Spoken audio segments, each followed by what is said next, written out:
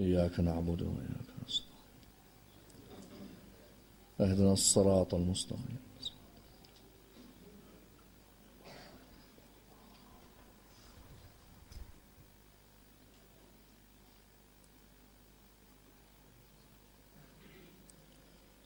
بسم الله الرحمن الرحيم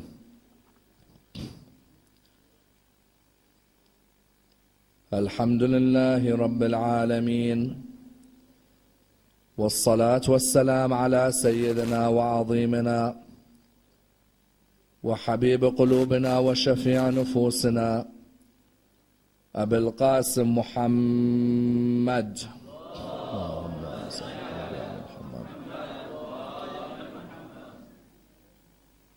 وعلى أهل بيته الطيبين الطاهرين وأصحابه الغر الميامين. الحمد لله الذي جعلنا من المتمسكين بولاية سيدي ومولاي علي بن أبي طالب. اللهم صل على محمد. الحمد لله الذي هدانا لهذا وما كنا لنهتدي لولا أن هدانا الله. أما بعد، يقول الله في كتابه الكريم: بسم الله الرحمن الرحيم فما استمتعتم به منهن فآتوهن أجورهن فريضة.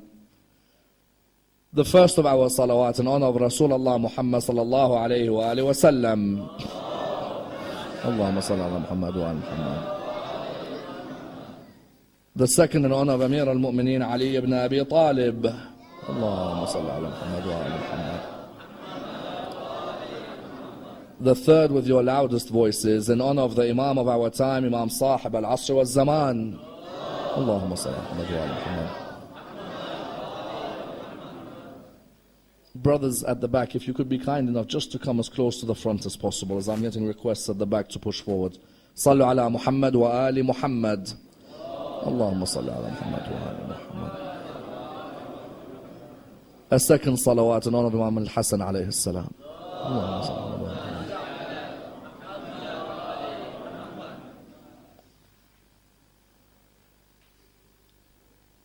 Respected scholars, brothers and sisters, Assalamu alaikum wa rahmatullah wa barakatuh.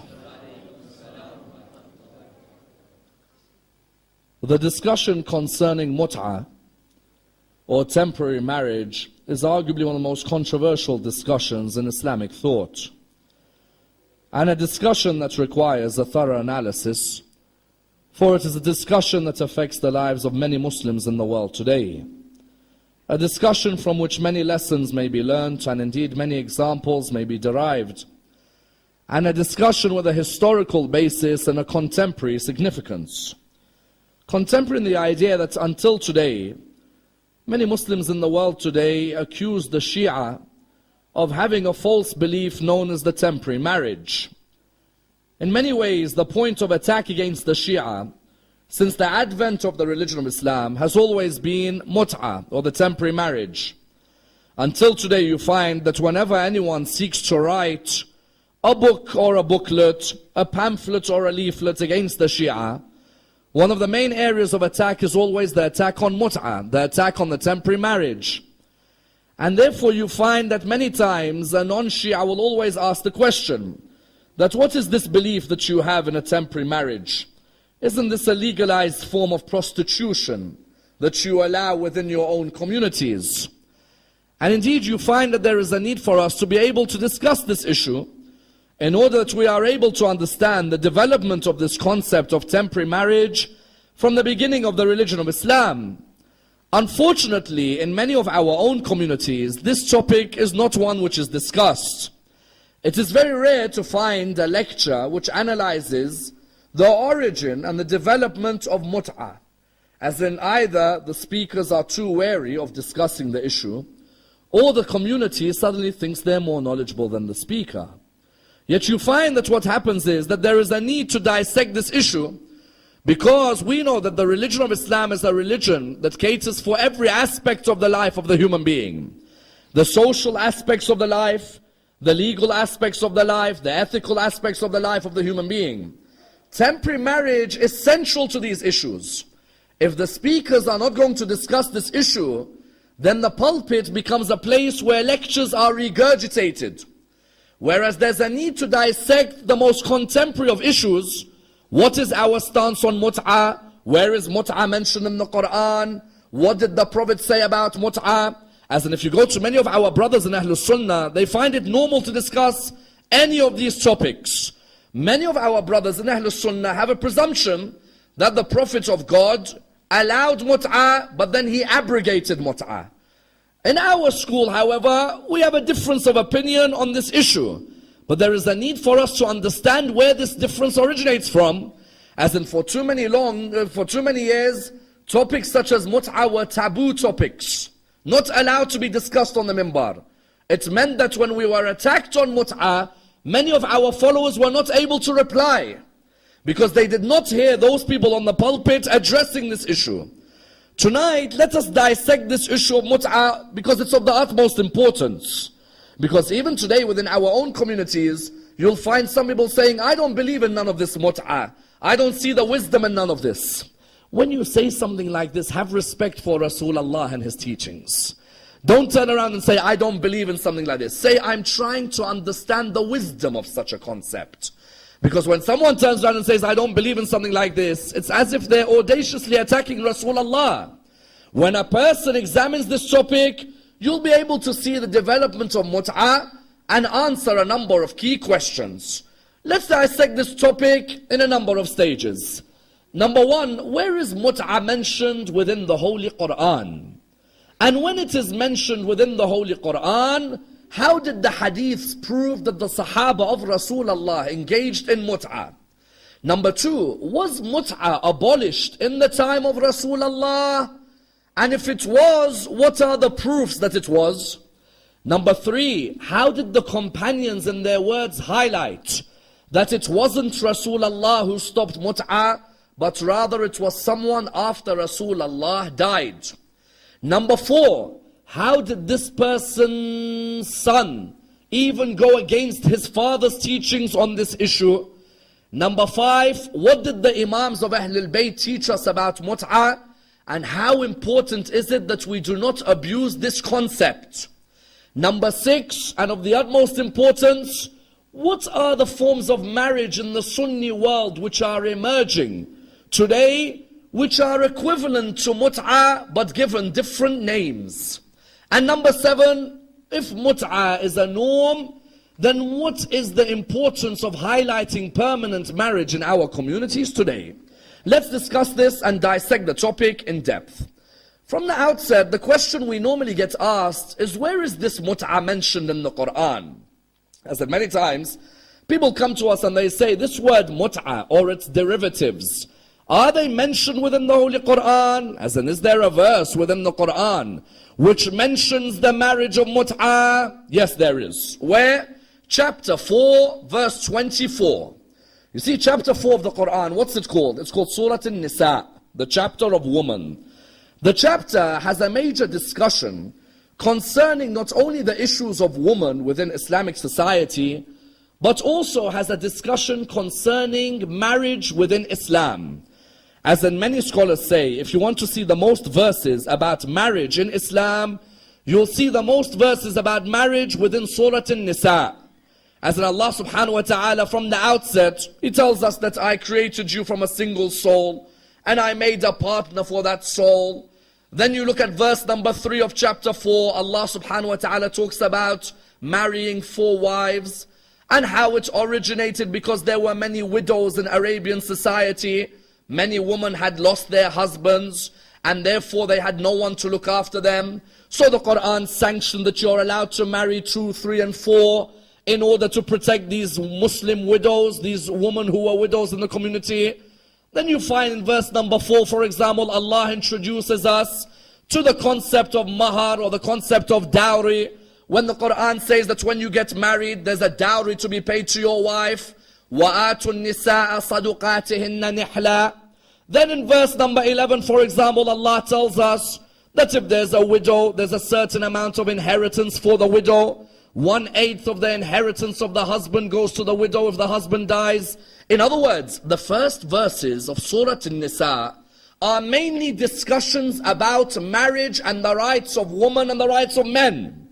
When a person therefore looks at the context of the verse about mut'ah, the prelude to the verse about mut'ah are discussions concerning marriage in Islam. That's why the verse of mut'ah is verse 24 of chapter 4. Just before verse 24, there's a discussion about which wives you cannot marry.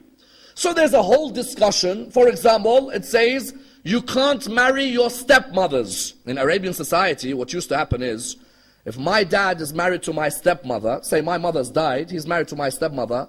When my dad passes away, I inherit the stepmother. She becomes my wife. So Surah An-Nisa started to explain to them that these types of marriages aren't allowed, and you can't marry your sister, and you can't marry your mother, and you can't marry your auntie, and you can't marry, and you can't marry, and you can't marry, until verse 24 began to tell you who you could marry. When it got to verse 24, the verse about mut'ah is clear, and it uses the derivative of the word mut'ah. What does it say? Bismillah ar-Rahman ar-Rahim. فَمَا اسْتَمْتَعْتُمْ بِهِ مِنْهُنَّ فَآتُوهُنَّ أُجُورَهُنَّ فَرِيضَةً. What does the Quran say? Quran says, and as for those who give you pleasure, for what? For a certain time, then give them their dowry as allocated. Notice Zamakhshari in the Kashaf and Fakhr al-Razi, what do they say on this verse? They actually put something in brackets in the middle of their explanation of the verse. The verse, if you translate it literally, says, those who give you pleasure, give them their dowry in the marriage. Zamakhshari and Fakhr al-Razi in the tafsir, they put brackets in the middle of the verse. So they write, فَمَا اسْتَمْتَعْتُمْ بِهِ مِنْهُنَّ إِلَىٰ أَجَلٍ مُسَمَّى فَآتُوهُنَّ أُجُورَهُنَّ فَرِيضًا. So in other words, this is what they write. They write, and those of them who you enjoy for a certain period, in brackets, then give them their dowry as you have agreed. Give them their payment as you have agreed. The word for mut'ah, the derivative used in this verse is the word istimta'. Why? The Quran speaks to the people according to their language, isn't it? According to their customs. Mut'ah wasn't initiated by Rasulullah. It was a marriage already present in the time of the Arabs. It was a marriage known as the marriage of istimta'. Therefore the Quran used the word istimta'. فَمَا اسْتَمْتَعْتُمْ بِهِ مِنْهُنَّ فَآتُوهُنَّ أُجُورَهُنَّ فَرِيضَةً. The Quran used the word istimta' to tell the people that this istimta' which you have, if you asked anyone in Arabia before this verse was revealed, excuse me, what's the meaning of the marriage of istimta'? They'll tell you the marriage of istimta' is when you marry someone, you agree with them a certain period you'll be married to them, and you agree with them a certain dowry which you're going to give them. That is the marriage of istimta'. When the Quran therefore used the word istimta', the Arab was used to it, as in the Arab, as soon as he heard فَمَا اسْتَمْتَعْتُمْ بِهِ مِنْهُنَّ فَآتُوهُنَّ أُجُورَهُنَّ فَرِيضَةً, the Arab straight away understood this refers to the temporary marriage. And that's why when you look in the books of our brothers, what do you find? In the books of our brothers, when it commentating on Surah 4, verse 24, you find they say all the Sahaba of the time when this verse was revealed, in the beginning of Rasulullah, stay in Medina. This is vital. In the beginning of Rasulullah, stay in Medina. Rasulullah was in Mecca for how many years? 13. And in Medina he was there for how many years? 10, isn't it? Because his total prophethood is what? 13 plus 10, 23. From 40 till 63, he announced his prophethood. This verse came down when he was in Medina. The Sahaba say that when this verse came down, Ali ibn Abi Talib said this verse was revealed about mut'ah. Ibn Abbas said this is the verse about mut'ah. Abdullah bin Mas'ud said this is the verse about mut'ah. Ubay ibn Ka'ab said this is the verse about mut'ah. In other words, the Sahaba who were living at the time, whenever anyone said to them, you know Surah 4 verse 24 when it says فَمَا اسْتَمْتَعْتُمْ بِهِ مِنْهُنَّ فَآتُوهُنَّ أُجُورَهُنَّ فَرِيضَةً, who was it revealed about? They would always say that verse is revealed about mut'ah. Even the generation after the Sahaba. So say when the Sahaba died, the generation that followed them, who in Arabic are called the Tabi'een. The Tabi'een, you had people like Sa'id ibn Jubair says this verse is about Mut'ah. Qatada says this verse about Mut'ah. Ata says this verse is about Mut'ah. But the clearest explanation about this verse and Mut'ah was where? Sahih Muslim. We know that our brothers in Ahlul Sunnah, arguably amongst their most famous works is Sahih al-Bukhari and Sahih Muslim, isn't it? As in when you ask our brothers from Ahlul Sunnah, what's your most famous works which are recognized as authentic? They'll bring about Bukhari and Muslim. Sahih Muslim has a whole chapter called the chapter of Nikah. And within that chapter, the chapter of Mut'ah. In the chapter, go and open Sahih Muslim. If anyone from outside the Shia comes to you and says, what's all this Mut'ah, this nonsense? Say, hold on brother, bring Sahih Muslim to me. Let's open the chapter of Nikah. Let's see what is said about this verse. The Sahaba, 3 of them. Jabir bin Abdullah al-Ansari. And who else? And of the others of the Sahaba, you had one narration mentions that Salama was another of the Sahaba, and Abdullah bin Mas'ud. They narrate, listen to their words. They say, we were on an expedition with Rasulullah, and we had an overflow of our desires. So we said to Rasulullah, Ya Rasulullah, are we allowed to castrate ourselves to please ourselves? You don't need to mention other words on the minbar. The reply from Rasulullah was, this is forbidden within the religion of Islam, but we are allowed the marriage of istimta, the marriage of mut'ah. Therefore, Jabir bin Abdullah al-Ansari said that we were allowed the marriage of mut'ah, where we are allowed to marry for a temporary period because we were away from our homes.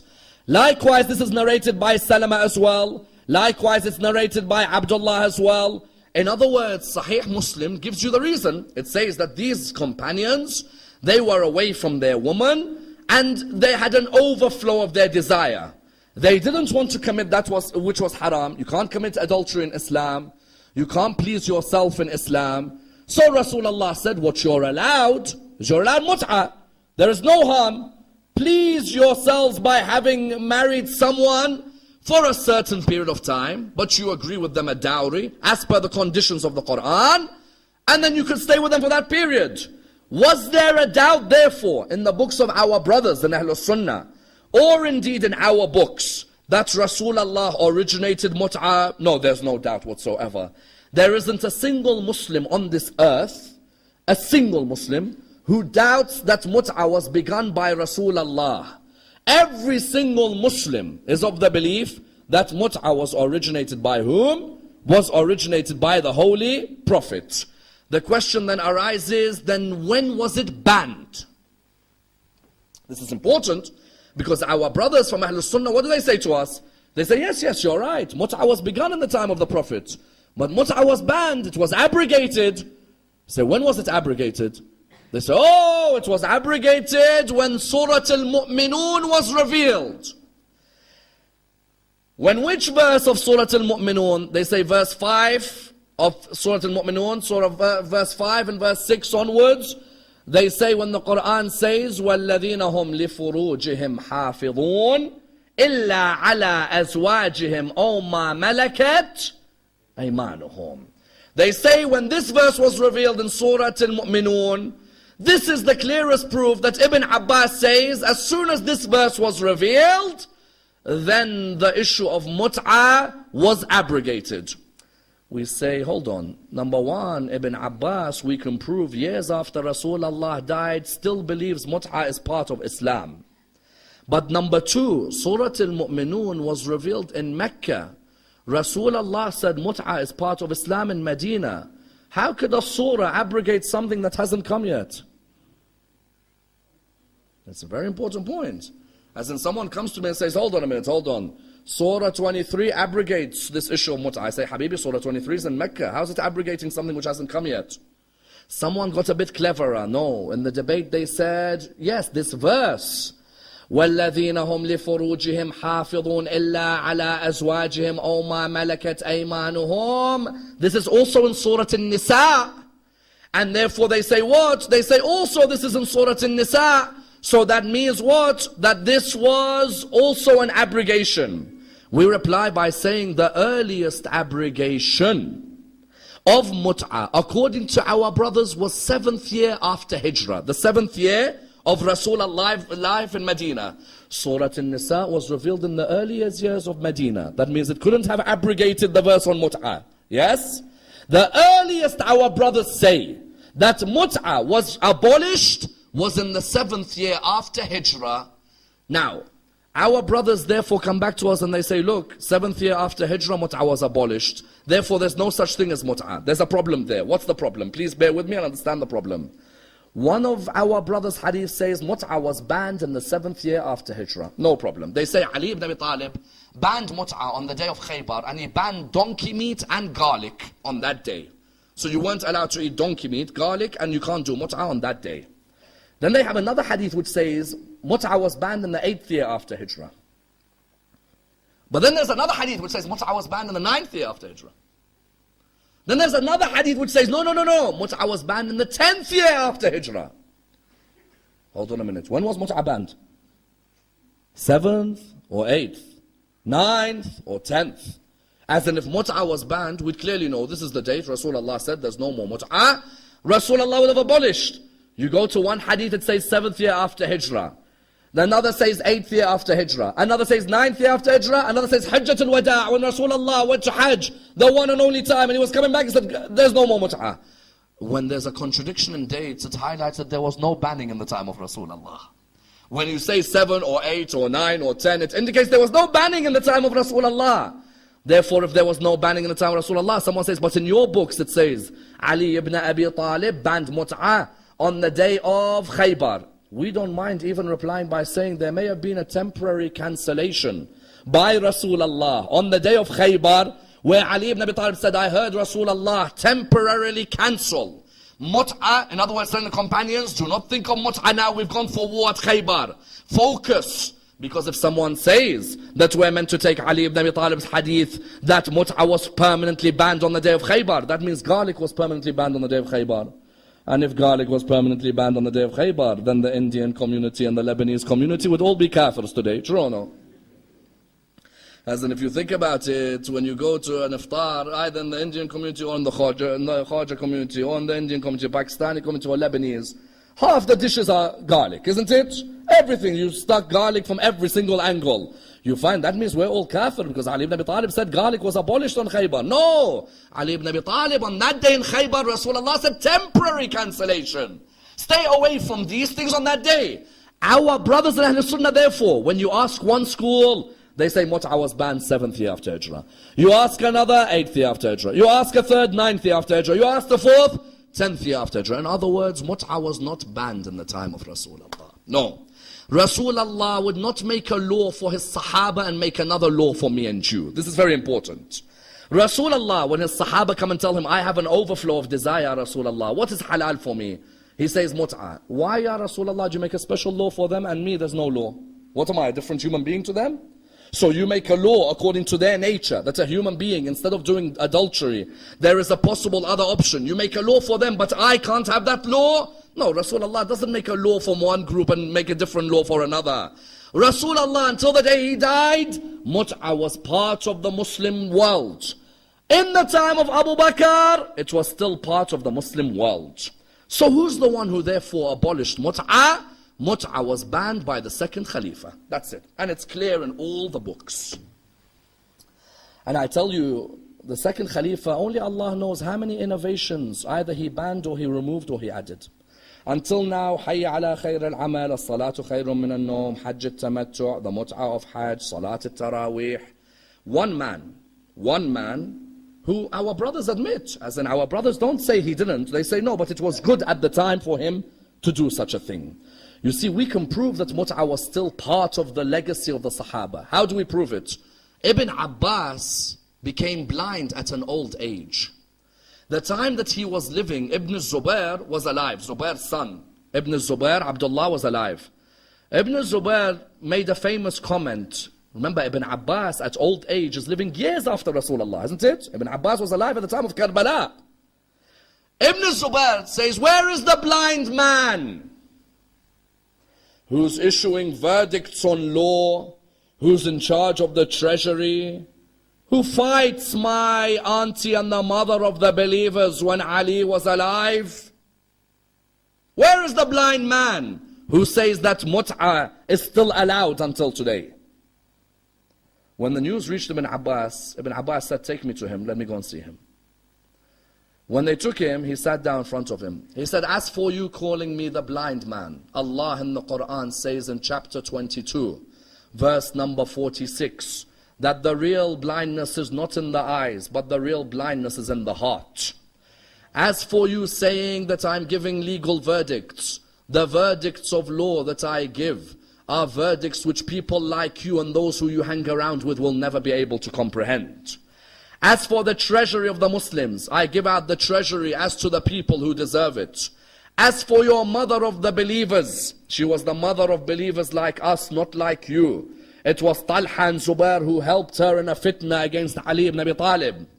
And as for the marriage of Mut'a, go and ask your mother how you were born, then you'll know whether it was legitimate. What a line.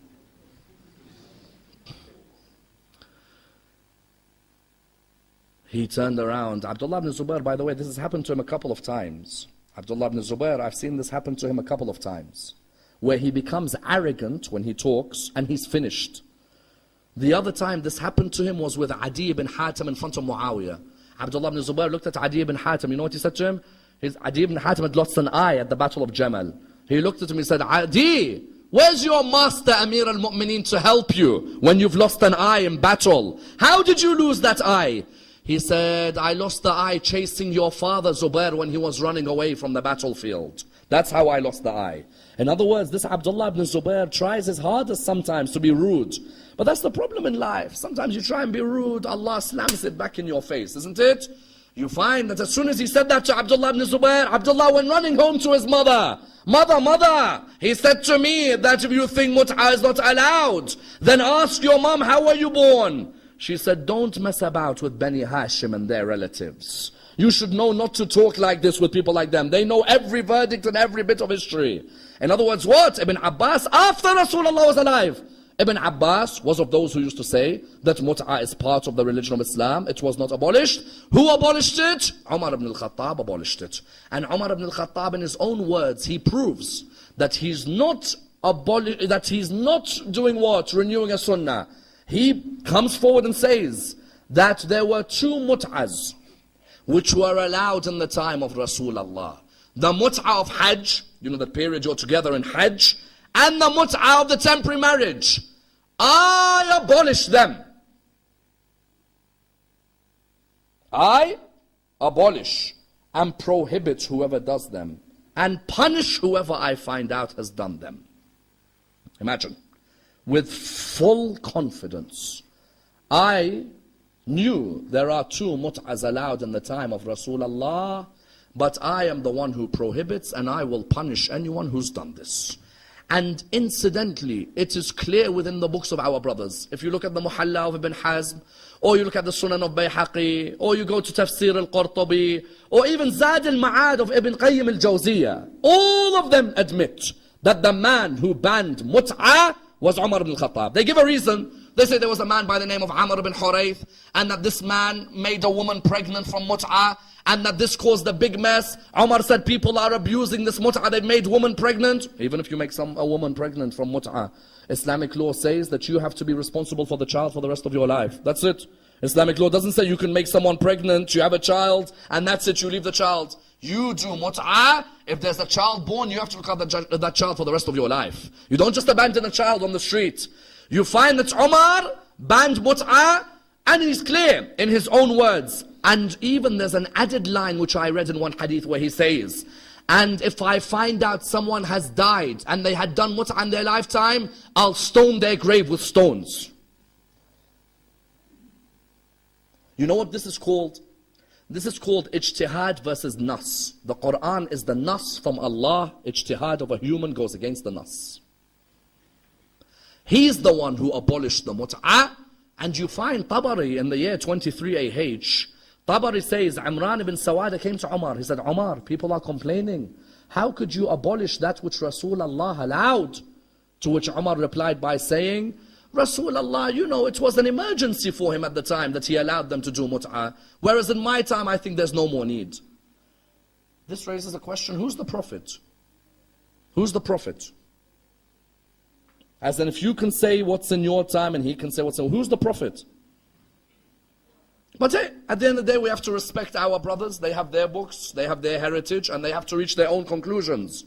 You find, therefore, that in Sahih Muslim, it says, someone came to Jabir bin Abdullah al-Ansari and asked him about mut'ah. And Jabir replied by saying, we were allowed mut'ah in the time of Rasulullah. We were allowed mut'ah in the time of Abu Bakr, but Umar ibn al-Khattab is the one who banned mut'ah. Clear, in Sahih Muslim. As in, if someone sometimes reads their own books, it can be us, the Shia, we're lazy, we don't read our books. And our brothers sometimes don't read their books. If you just read the books, it's clear that Jabir says the one who banned. And that's why Imam Amir al-Mu'mineen has a lovely line. What does the Imam say? He says, if Umar had not banned mut'ah, there would not be a single case of adultery on this earth. Someone replies by saying, no, definitely there would be a case of adultery. What Ali ibn Abi Talib is trying to say is that it would be limited. It would be only from the worst, from a shaqi, from someone who has no respect for Allah, that they'd commit zina. Imam Ali says, if it wasn't for mut'ah, someone says, what does Imam mean if it wasn't for mut'ah? There wouldn't be zina except from a shaqi. You know why? Zina and mut'ah, someone comes forward today, they say, listen, your mut'ah is nothing, no difference to zina. It's both about adultery. No, hold on. When you come to zina, you don't think about Allah and dowry. You don't think about time period. You don't think about any of these. You don't think about that the lady has to observe an iddah for a couple of months after she's been with you. You don't think about the fact that there may be a child born. You don't think about any of these things. Zina is what? Someone tells you, why shall I not meet you? Why do we not meet? You are together. You end up performing an act which later on is an abominable act on your soul. Mut'ah, a person knows. I can't, someone recently comes to you and he says, Sayyid Ammar, alhamdulillah, I managed to perform mut'ah as it should be performed. You say, what do you mean? He said, I was at a party and I met this girl and I bought her some food and drink and you started talking with each other and laughing and then I hugged her and, and so on. Then I told her, you know what, we have to do something called mut'ah. Habibi, after all of that haram, you want to do halal? The person's destroyed every sin of Allah subhanahu wa ta'ala and then he comes at the end. Can we do mut'ah? What have you done in the beginning? I was at a club and I kissed, then I hugged, then I went, then I done, then I did. Then I said, Allah says we have to do mut'ah with each other. The girl will turn around and say, hold on, what are you doing? You've just done all of these things and now you want to do mut'ah. Mut'ah and zina, mut'ah has strict conditions. There's no such thing as I see someone and laugh with and talk with her for 3 months, then I take her out, then I do this, then I tell her, now can we do mut'ah? No, from the first second you meet someone and you have an interest in that person, you straight away have to say that in my religion, there are set laws which are made clear. In zina, there is no such set law. In zina, no one thinks of law. Just go ahead and think of your own desires. When Imam Amir al-Mu'mineen therefore said what? Imam Amir al-Mu'mineen said there would not be zina were it not for Umar prohibiting this mut'ah. Imam was saying people would have thought of Allah before they approached anything. They would have thought of the rights of the person they're with. They would have thought of doing everything in halal. In other words, Ahlul Bayt made it clear that the man who banned mut'ah was whom? Umar ibn al-Khattab. Someone came to Abdullah ibn Umar ibn al-Khattab, Umar's son Abdullah. They said to him, Abdullah, you hear what your father says? That there were 2 mut'ahs in the time of Rasulullah, but that I prohibit them and I'll punish whoever does them? He said, yes. They said to him, what do you think, Abdullah? He replied by saying, I'll make it clear. He says, my father saw something and he narrated another. And I go by what he saw and not by what he narrated. It's clear. My father saw Rasulullah saying mut'ah is allowed. And my father narrated that I'm going to abolish mut'ah. I go with what my father saw, not what my father narrated. Meaning when my father says the sunnah of Rasulullah is mut'ah, meaning that Rasulullah in his lifetime allowed mut'ah, I'm not going to go against Rasulullah simply because that man's my father. The sunnah I have to follow is the sunnah of Rasulullah. When Rasulullah says something is allowed, it's allowed until the day of judgment, isn't it? And when Rasulullah says something is not allowed, it's not allowed until the day of judgment. Therefore, Abdullah bin Umar himself, the son of Umar ibn Khattab says, that's my father's sunnah, and I have the sunnah of Rasulullah which I can hold on to. And that's why when you come towards this discussion, you ask the question, the Imams of Ahlul Bayt, did the Imams of Ahlul Bayt sanction mut'ah? Who are they not to sanction mut'ah? The Imams are following the line of Rasulullah in the Quran. When the Quran says, فَمَا اسْتَمْتَعْتُمْ بِهِ مِنْهُنَّ فَآتُوهُنَّ أُجُورَهُنَّ فَرِيضَةً, the Imams of Ahlul Bayt sanctioned mut'ah according to the way the Quran had sanctioned mut'ah. But the Imams of Ahlul Bayt asked their followers to make sure, like any act of worship, do not abuse an act of worship. What do we mean? These are very important points. The Imams of Ahlul Bayt, for example, highlighted, you know, today someone comes and says, you accept mut'ah? You say yes. Then give me your sister. Habibi, if you want my sister, you're more than welcome, but my dad is the guardian of my sister. Go and ask him first and see the reply he'll give you. Isn't it? As in, don't just come and throw accusations. In Islam, if the girl has got a guardian, you need to ask the guardian's permission, isn't it? You can't just come and say, give me your... Hey, go and speak to dad. My dad's the guardian. You go and tell him what you want to do and see what my dad's saying to you. There's a law. There's a law where there's a guardian. Ahlul Bayt say there's a law, number one. Number two, Ahlul Bayt even go further to say what? Do not engage in mut'ah with those women who are known for being women of zina. This is vital. Because today, what's begun to happen? The followers of Al Muhammad have begun to say, well, you know what? If I have to set a time period, and I have to set a dowry, then I can be with any woman. Isn't it? Do I need to be more blunt on the minbar? Time, dowry, I can be with any woman. Imam al-Sadiq says, do not go to those women who are known of jumping from one partner to another. The woman of zina. So someone asked him a question, how do I know who a woman of zina is? Listen to the reply, it's magnanimous. He says, the one who wouldn't care whether you did mut'ah with her or you didn't. There are some who say that you may say to someone, let's do mut'ah, and the reply will be, it doesn't matter, you know, do we have to? It doesn't. Then there are others who say, no, actually I want to make sure I understand what is happening. Explain to me. Is this good before God? Does God allow this? Where is it written? Do you see what? It's two different. There's one who's like, okay, giggling, let's just get on with things. There's another one, no.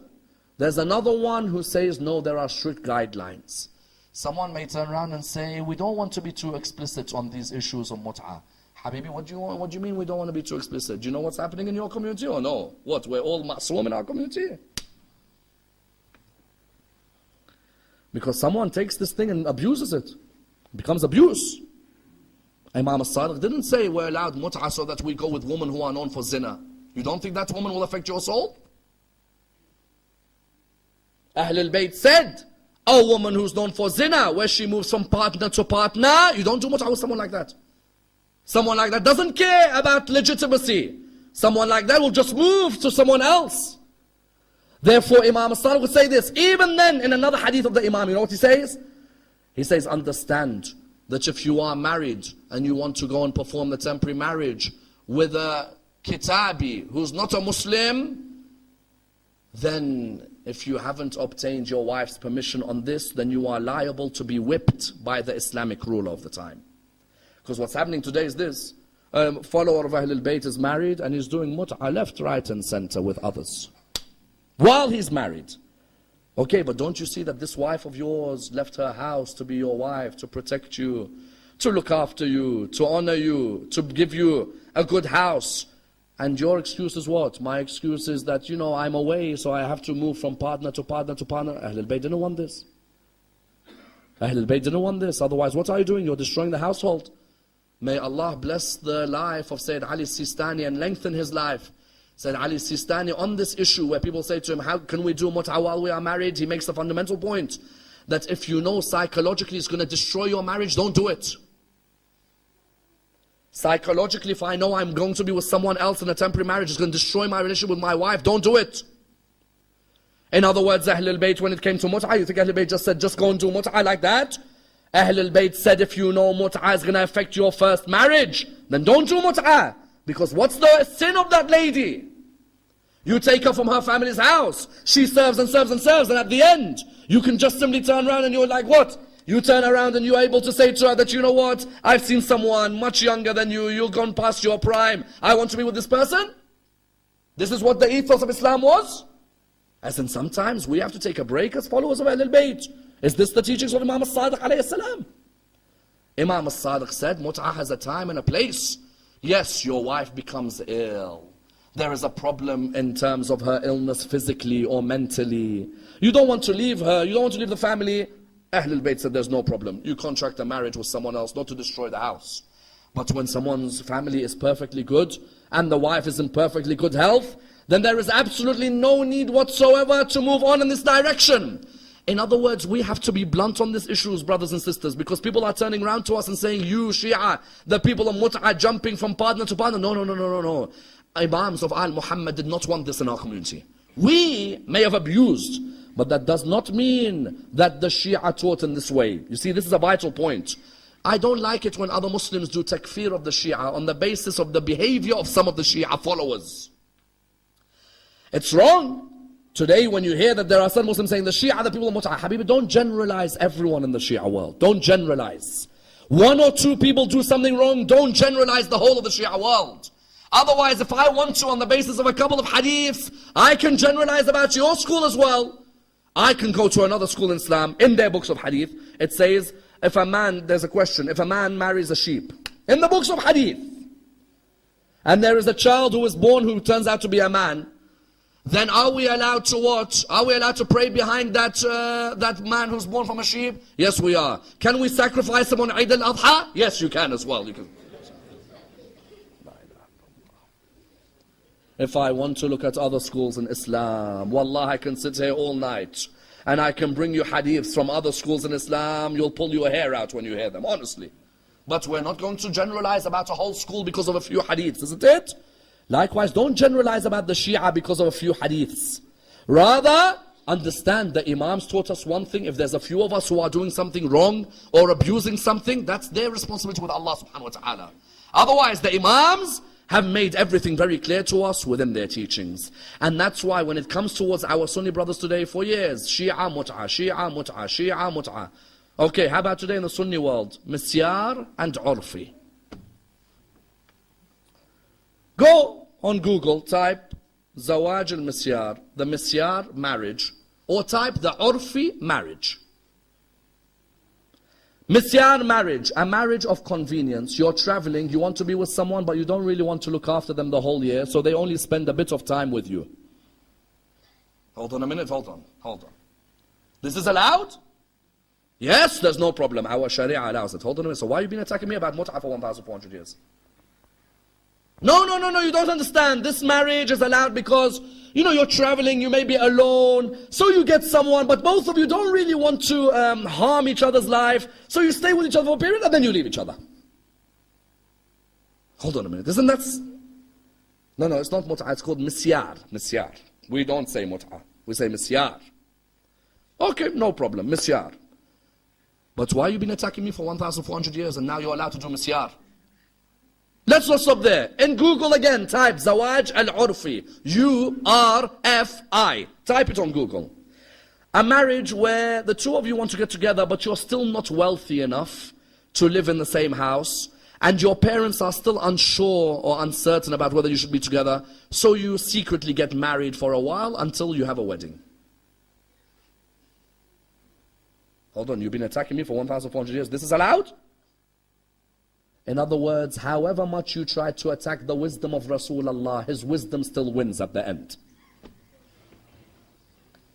His wisdom still wins at the end. Rasulullah said to you, don't do haram. There is a legitimate way. And that's why I always encourage in the engagement period, don't straight away do nikah in the engagement period. There are many Arab communities, you will find straight away they do nikah while the two are engaged. No, do a mut'ah. The father is the guardian. He sets the conditions in the mut'ah. How many months they are engaged, he sets. The dowry, he sets. And he also sets that the boy and the girl can only see each other for a limited time. He sets everything. Some Arab communities, in our communities, they go straight into nikah.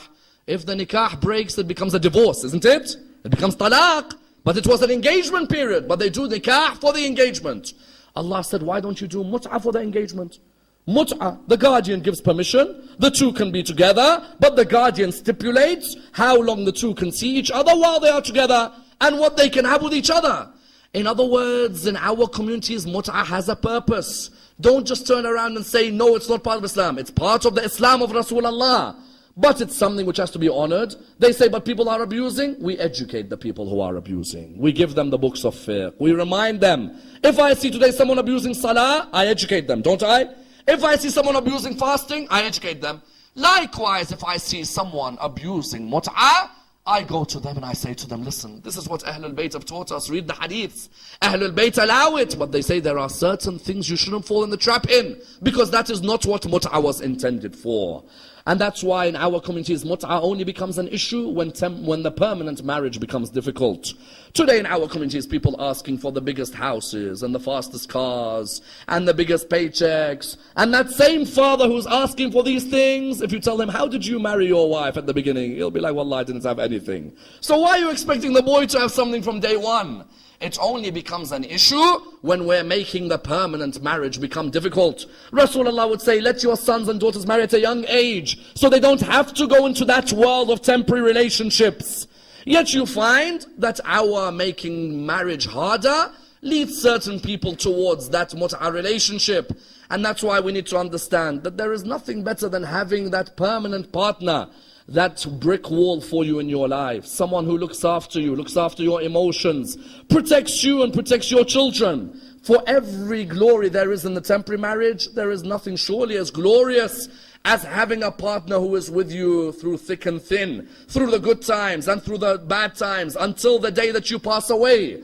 And that's why those who looked after what happened at Karbala were the wives which represented Imam al-Hussein alayhi salam. As an Imam al-Hussein, someone asks, why did he take these wives with him? These are women, they are innocent. No, Imam al-Hussein knew these ladies will protect the message of Imam al-Hussein. They'll protect the message of Rasulullah. I may die, but these ladies at the end will remain loyal to the message of the religion of Islam. And truly, look at the loyalty of each of these wives. Whether it's the mother of Qasim Ramla, whether it's the mother of Ali al-Akbar Layla, whether it's the mother of Aun and Muhammad Zainab, all of them were loyal wives, but also loyal to the message of Islam.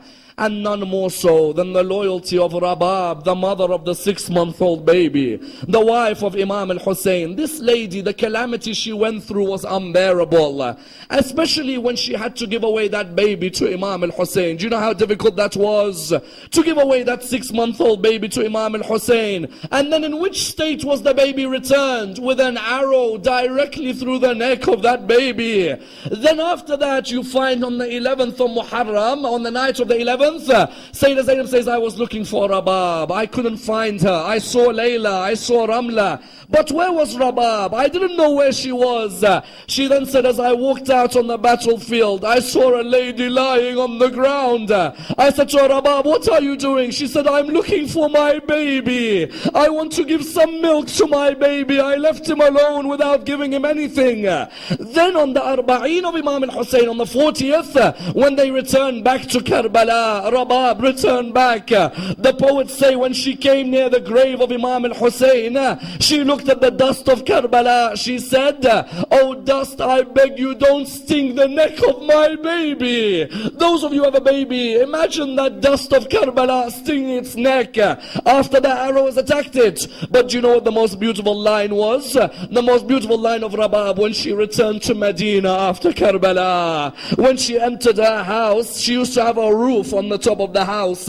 She ordered the builders, she said, builders, remove the roof from the top of the house. The builders turned around, they said to her, why? She said to them, how could I have a roof covering my house while Abba Abdullah lay on the ground without anything covering his holy body? How could I think of covering myself from the heat of Karbala while Imam al-Hussein was being burnt by the heat on the 10th of Muharram? Inna lillahi wa inna ilayhi raji'un. We pray to Allah subhanahu wa ta'ala to raise us with Imam al-Hussein alayhi salam, to allow us to be amongst the companions of Imam Sahib al-Asr wal-Zaman. We pray to Allah subhanahu wa ta'ala for all our brothers around the Islamic world, to hasten the reappearance of our 12th Imam.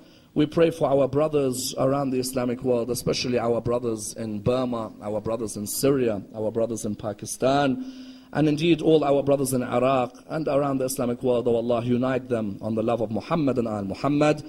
We pray to Allah subhanahu wa ta'ala with the Surah Al-Fatiha. But before it, the loudest of your salawat. Allahumma salli.